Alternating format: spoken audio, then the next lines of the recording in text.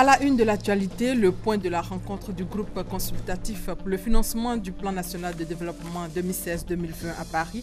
Rencontre avec le secteur privé, la moisson est bonne, 9 500 milliards de francs CFA d'investissement acquis. On parlera également dans ce 13 heures de la sécurité des personnes et des biens, une vaste opération lancée depuis hier contre les bandes de gamins qui tailladent et volent à Abidjan appelée Microbe. L'opération Épervier permettra de traquer ces petits délinquants. Un vol égyptaire, Paris-Le Caire, disparaît en mer Méditerranée. L'appareil s'est écrasé avec 66 personnes à bord. Bonjour à tous. Disparition du vol égyptaire, barbarie des gangs à la machette, bonne gouvernance, environnement, agriculture, assainissement et économie au menu de ce 13 heures. Commençons déjà par l'agenda du chef de l'État. Le président Alassane Ouattara s'est entretenu ce matin avec le président du Niger, Mahamadou Issoufou, au pavillon présidentiel de l'aéroport Félix Houphouët-Boigny. Au centre, la coopération entre les deux pays, c'est-à-dire la Côte d'Ivoire et le Niger. Nous y reviendrons. Rendons-nous à Paris, où la journée d'hier était chargée pour le Premier ministre Daniel Kablan-Duncan en marge des discussions portant sur le financement du PND 2016-2020. Le chef du gouvernement a reçu plus d'une dizaine d'investisseurs, des séances d'échange résumées ici pour vous par Franck Quadio, notre envoyé spécial. Les audiences en marge des discussions du groupe consultatif pour le financement du plan national du développement. Le Premier ministre Daniel Kablan-Duncan en a eu toute la journée du mercredi 18 mai. Des entreprises privées et autres investisseurs, plus d'une dizaine désireux de participer au développement de la Côte d'Ivoire. J'ai discuté avec notre future intervention éventuelle pour les projets PPP aux alentours d'Abidjan et puis d'autres projets du secteur énergie. Et puis ça a été bien passé. Hello there, my name's Edward Muller from Credit Suisse. J'étais très impressionné par l'entretien formel avec M. le Premier ministre et le ministre de l'Économie et des Finances. Il entend avoir d'autres opportunités de rencontres avec ces autorités ivoiriennes pour des possibilités d'investissement en Côte d'Ivoire. La Côte d'Ivoire dans la dynamique de l'émergence avec les acquis du PND objectif à 2020. De quoi revigorer l'intérêt croissant du monde économique pour la Côte d'Ivoire. Avant ces audiences, à Paris, le groupe consultatif pour le financement du PND a rencontré le secteur privé. Il s'agit de potentiels partenaires, notamment des industriels, des banquiers et autres financiers désirant investir en Côte d'Ivoire. Le besoin en financement du secteur privé et les intentions de financement leur ont été expliquées. 9 500 milliards de francs CFA d'investissement ont été acquis. Franck Quadio, une fois encore sollicité. Rencontre avec le secteur privé à Paris, le Premier ministre, ministre de l'Économie et du Budget Daniel Kablan-Duncan et tout le groupe consultatif pour le financement du PND 2016 à 2020 auront défendu le dossier ivoirien. Sur les bases de 2012 à 2015, le premier PND, il fallait donner confiance aux potentiels partenaires techniques et financiers. Agent Kakou Diagou, président du patronat ivoirien, de sonner le premier la charge. Et pourquoi faire confiance à la Côte d'Ivoire? Le taux de croissance annuel moyen, 9% depuis 2012, avec un but affiché à l'horizon 2020, une croissance forte dans un cadre macroéconomique sain. Le BDF, le patronat français, acquiesce.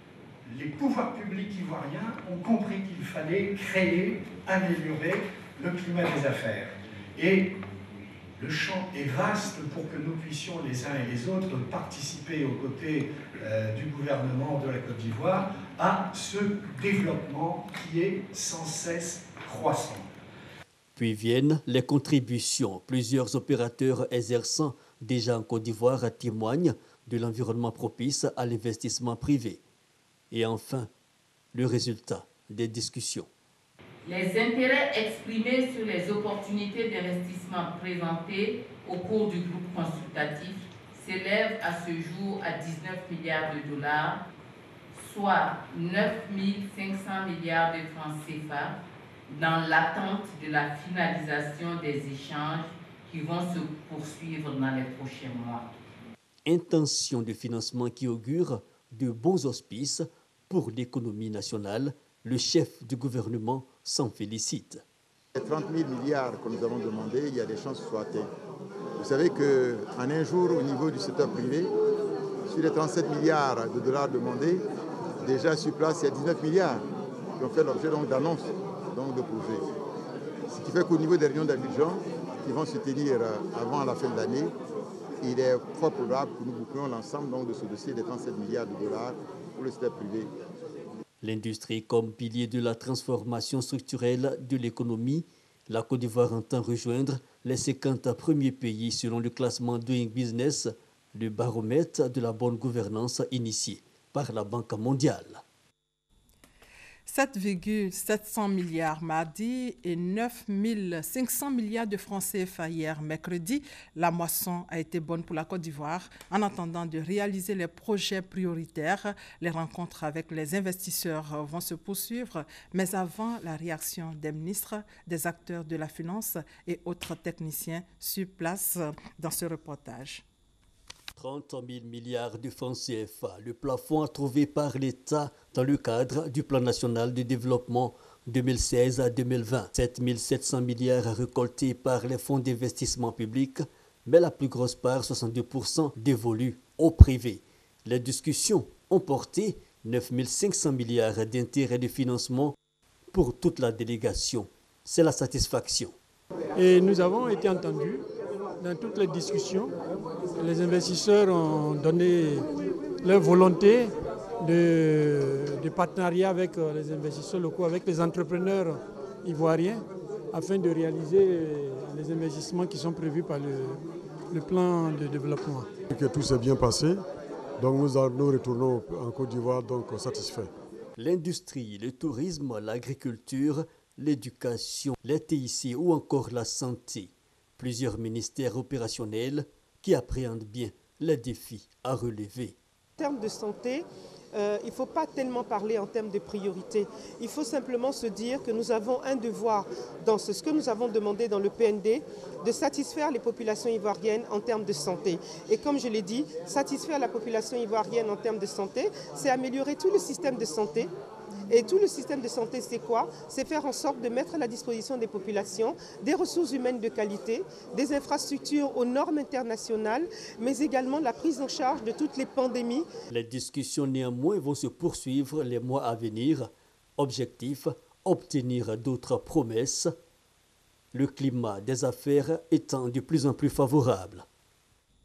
Ces réactions, ces intentions de financement sont à mettre à l'actif de la politique de la Côte d'Ivoire en matière de bonne gouvernance. Justement, la Haute Autorité pour la bonne gouvernance décide de mener le combat contre la corruption. Hier, l'autorité était à Dabo pour le lancement officiel de la campagne de sensibilisation sur le sujet. Alexis Ouedraogo. En Côte d'Ivoire, le phénomène de corruption impacte négativement l'économie et dégrade le tissu social. Santé, éducation, commerce, aucun secteur n'est épargné. Créée en 2013 pour lutter contre le mal, la Haute Autorité pour la bonne gouvernance descend sur le terrain.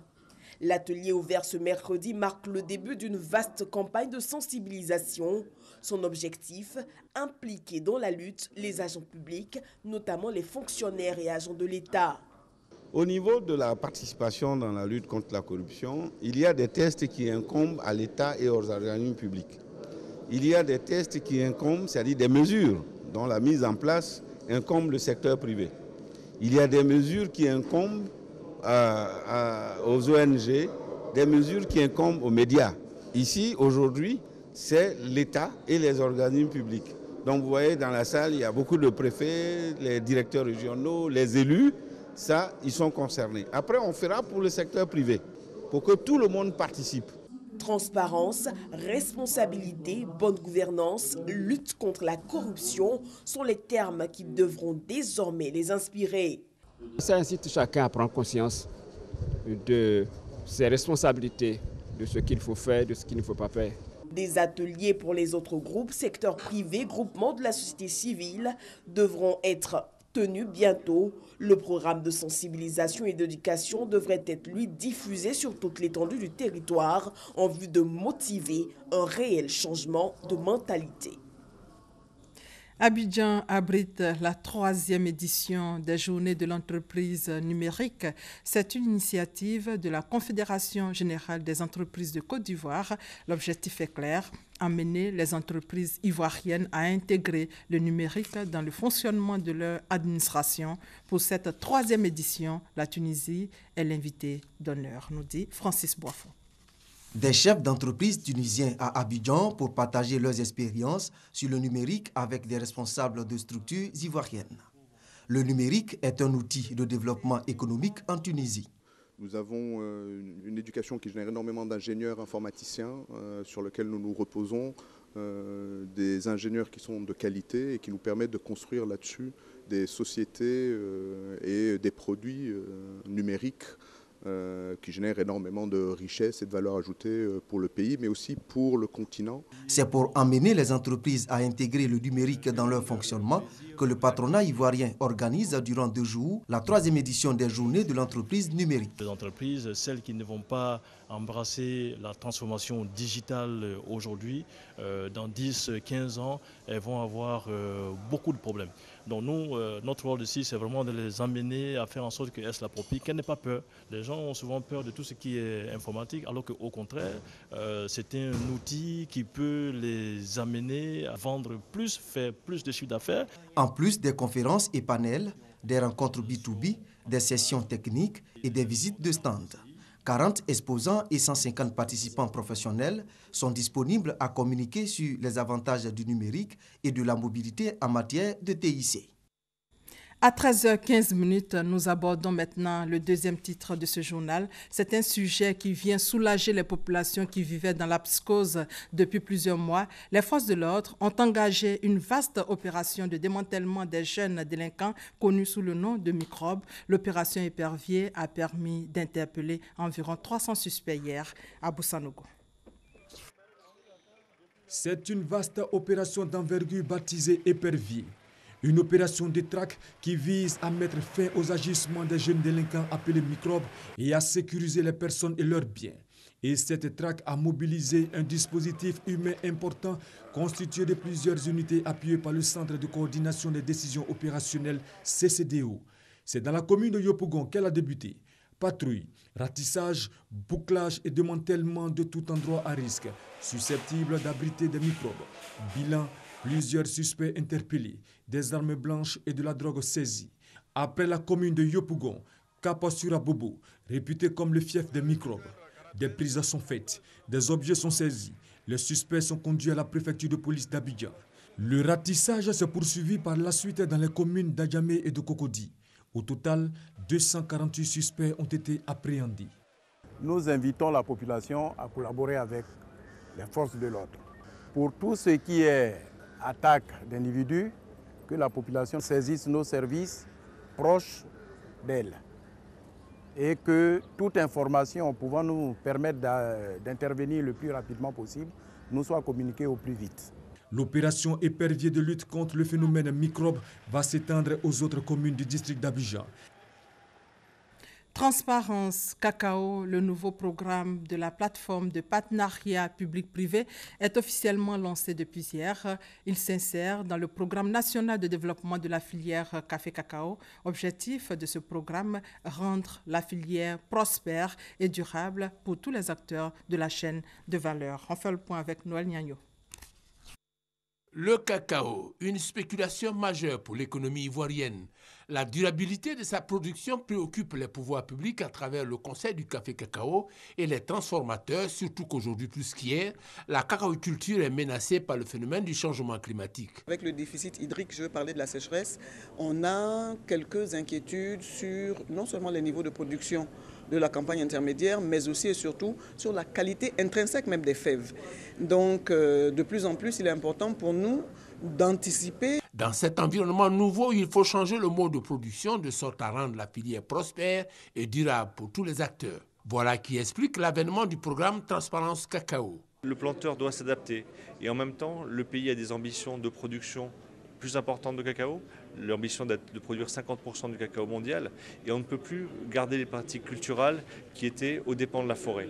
Aujourd'hui, on dit aux planteurs, Avec la plantation que vous avez aujourd'hui, nous allons vous permettre de produire plus à l'hectare et donc de préserver la forêt. Et même aujourd'hui, avec les nouvelles pratiques culturales, les nouveaux hybrides qui sont proposés par le CNRA, vous allez pouvoir augmenter votre production. Et en même temps, sur votre plantation, on va vous proposer de planter des arbres et donc d'avoir des revenus supplémentaires pour l'avenir, de vous projeter dans l'avenir et d'avoir une aquaculture qui soit beaucoup plus durable pour l'avenir. Un programme en phase avec les engagements de la Côte d'Ivoire dans le cadre de la COP 21. La contribution de la Côte d'Ivoire, je pense, qui sera la plus remarquée, sera qu'après avoir fait l'agriculture notre moteur de développement, nous puissions aujourd'hui faire en sorte que cette agriculture cohabite avec l'environnement et que cette agriculture ne soit plus l'ennemi de la forêt. Coût du projet, plus de 2 milliards de francs CFA. Durée du programme, 5 ans.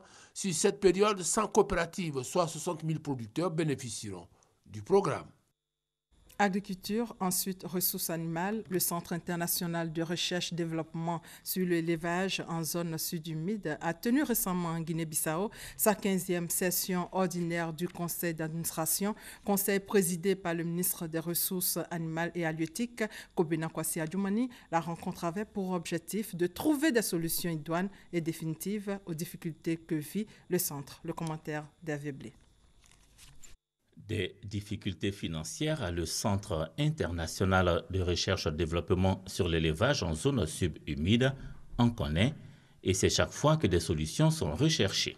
Le dernier conseil d'administration du CIRDES s'est attelé à lui trouver un souffle nouveau face à sa dette qui s'élevait au 31 décembre 2015 à environ 573 millions de francs CFA.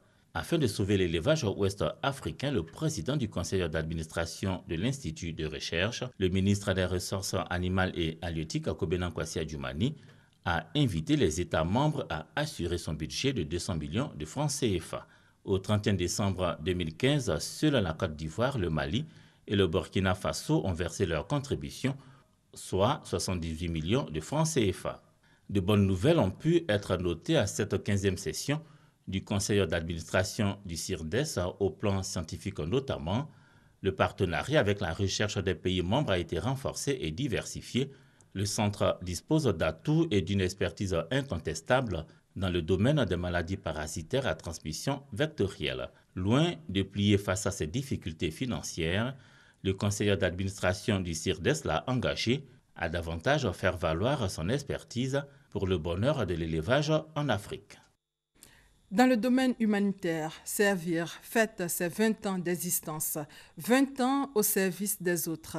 Henriette Konan-Bédier, la présidente de l'ONG, a remercié les bonnes volontés qui ont soutenu les actions de l'organisation depuis sa création il y a 20 ans. La Fondation Servir a décaissé 2 milliards de francs CFA pour entamer les travaux de construction du Centre international d'hémodialyse et de greffe rénale d'Abidjan. Le reportage de Gabriel Zani. Voici en construction le centre d'hémodialyse et de greffe rénale de l'organisation non gouvernementale Servir, étendu sur environ 2 hectares dans la commune d'Atekoubé. Ce centre est aujourd'hui le symbole de la bienfaisance. Il a servi de lieu pour la célébration du 20e anniversaire de l'ONG Servir le mercredi 18 mai. Sur ce site va s'ériger un grand bâtiment d'environ 6000 m² qui comprendra des salles de consultation, une administration, des salles pour la chirurgie et des locaux techniques. Les travaux ont démarré effectivement sur le site depuis le mois de septembre 2015. Avec l'aide des bonnes volontés partenaires de l'ONG, plus de 2 milliards de francs CFA ont été engloutis dans ce vaste chantier qui, une fois achevé, prendra la forme d'un rein.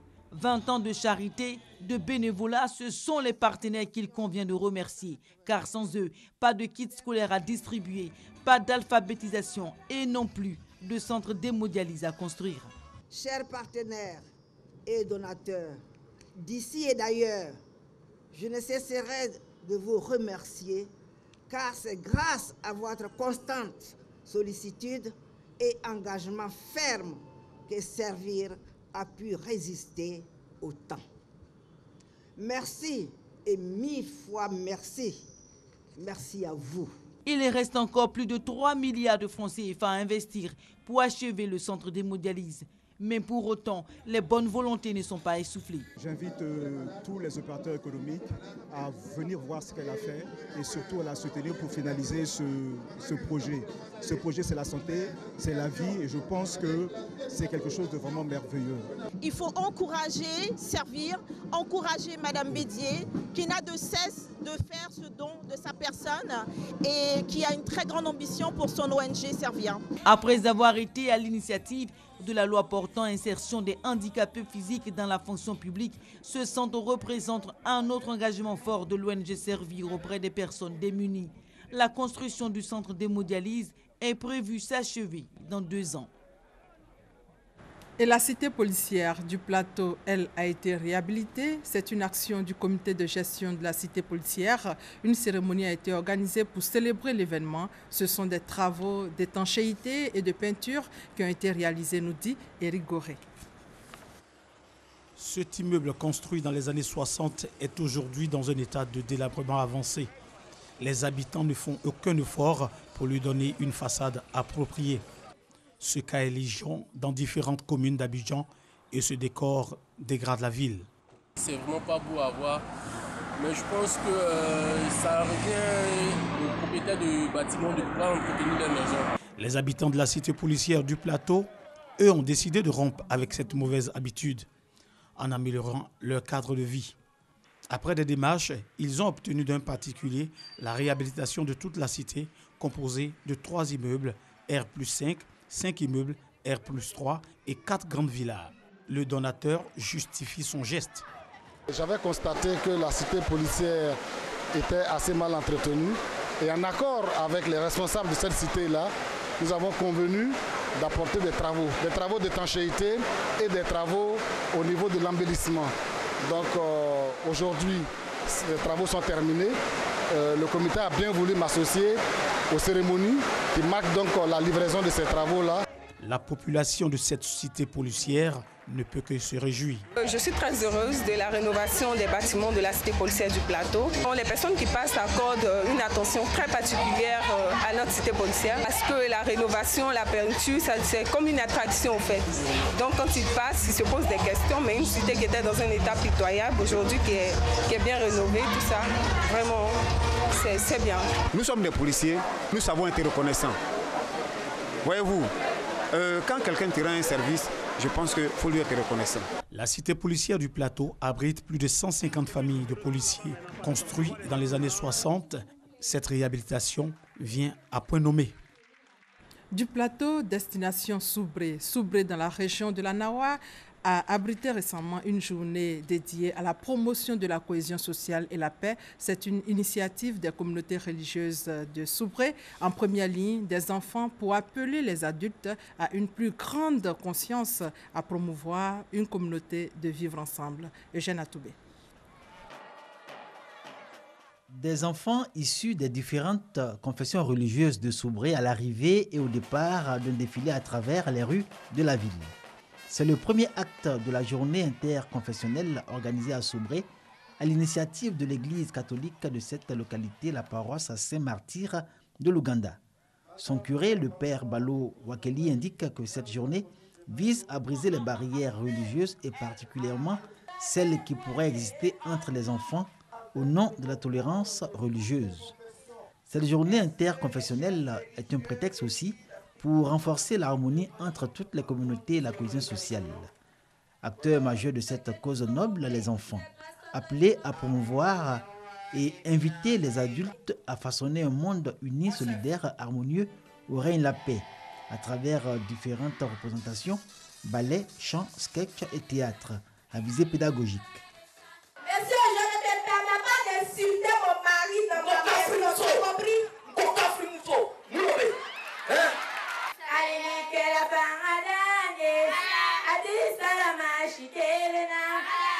Le préfet de la région du Nawa, préfet de Soubré Ali Kouadio, s'est félicité de cette initiative des hommes de Dieu qu'il exhorte à renouveler au nom de la cohésion sociale et la paix à Soubré.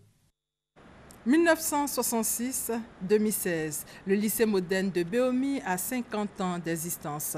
50 ans, âge de la maturité, l'événement a été célébré dans cet établissement secondaire qui a formé de nombreux cadres de ce pays. Reportage Brema Doumbia.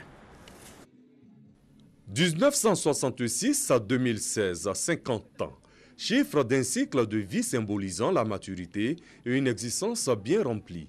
C'est autour de cet idéal que les 50 ans du lycée moderne de Béomi ont été célébrés. À l'origine, collège est devenu lycée depuis 1981. Cet établissement a servi à la formation de nombreux cadres de la Côte d'Ivoire. Bon nombre d'entre eux ont répondu présents à cette célébration. Quand j'ai franchi le portail pour la première fois, c'était un collège flambant neuf. Aujourd'hui, je pense que ce lycée a quelques difficultés. Les différents intervenants, tout en énumérant les noms des cadres sortis de cet établissement, ont invité ces derniers à jeter un coup d'œil sur l'état du lycée. Mah Abou, proviseur du dit lycée, a souhaité la reprise des travaux de réhabilitation arrêtés depuis le mois de décembre 2015. Le ministre Sidi Touré, cadre de Béomi, a quant à lui salué les efforts qui sont faits afin de redonner au lycée moderne de Béomi son statut d'établissement d'excellence. Faire un appel à tous les cadres de Béomi, appel à l'union, à la solidarité pour la construction du lycée, mais la construction de Béomi. Les meilleurs élèves, enseignants, personnels et tous ceux qui ont posé des actions pour le rayonnement du lycée ont reçu des prix et des félicitations. L'établissement compte aujourd'hui 61 classes pédagogiques avec 43 classes physiques pour un effectif global de 4 597 élèves, dont 1265 filles. Effectif encadré par 2 censeurs, 8 éducateurs et 70 enseignants. Reportage signé Brahima Doumbia et Kader Sogodogo.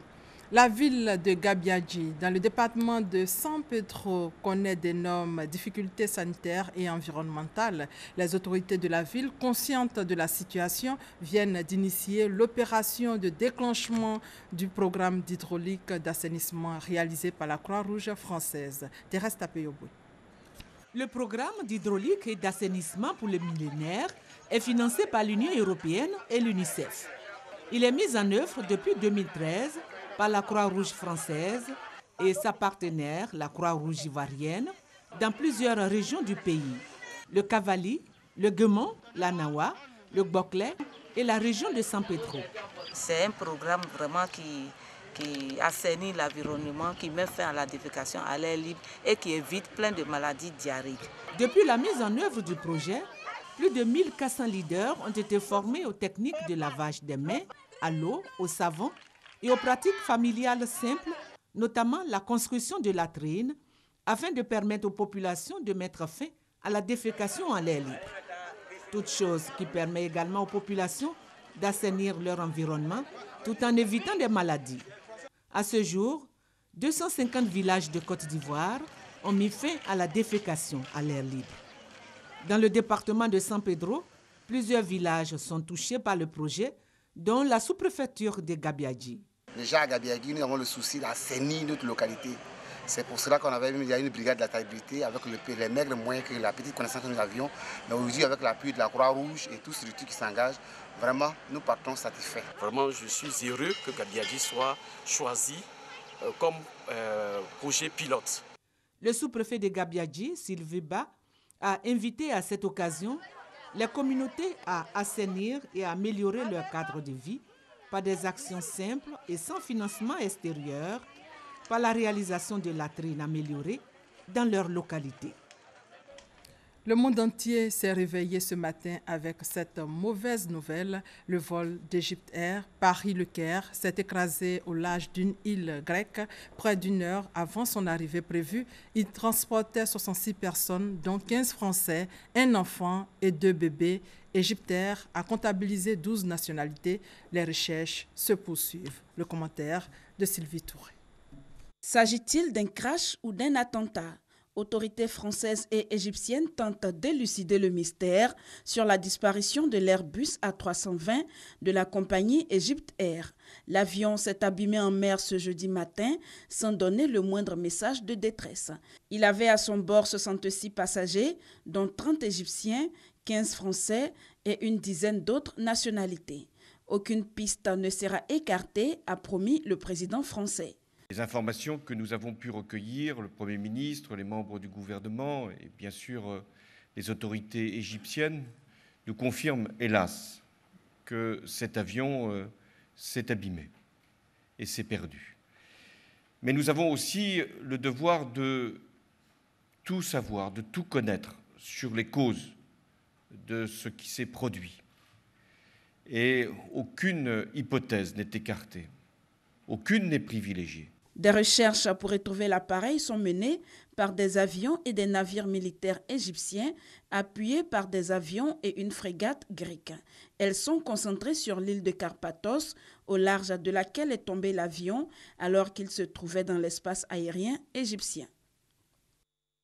Au Nigeria, pour la première fois depuis plus de 2 ans, après l'enlèvement de 219 jeunes femmes par Boko Haram en 2014, l'une des lycéennes de Chibok, ville du nord-est du Nigeria, a été retrouvée vivante. Amina Ali vit sans geôlier. Certes, elle est placée sous contrôle médical et assistée par l'armée nigériane, mais la jeune femme peut désormais partager la sensation de liberté avec sa fille de 4 mois. Et c'est la fin de ce 13h supervisé par Adama Kone et Sylvie Touré, à la réalisation Mariette Alangba. Merci de votre fidélité.